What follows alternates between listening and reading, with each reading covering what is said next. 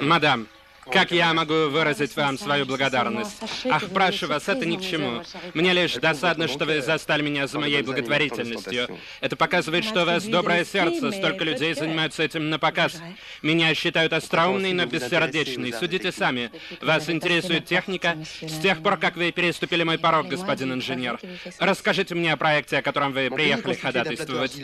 Наша область образована глинистым плато, которое удерживает дождевую воду. Из-за этого... Какая топкая тема. Расскажите мне лучше о каких-нибудь новых машинах. Король сможет рассказать вам об этом больше, чем я.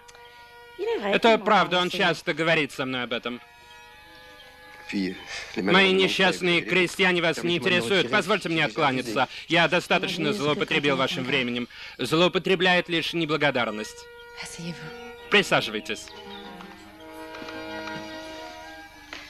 Давайте поговорим. Говорят, мадемуазель де Бельгард очаровательна, но никто ее не видел.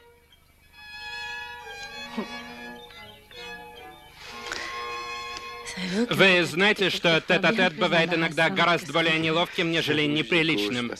Я боюсь показаться вам неуклюжим, ибо я разрываюсь между уважением к вам и страстью, которую вы мне внушаете. Как высокопарно для человека остроумного. Или вы можете блистать только после обеда? Графиня, не будьте так жестоки.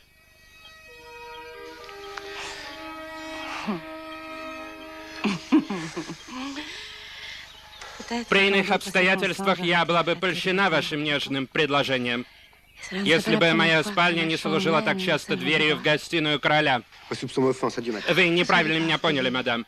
Проглотите вашу гордость и примите помощь, которую вам предлагают. Научитесь скрывать вашу неискренность, чтобы я могла сдаться без позора.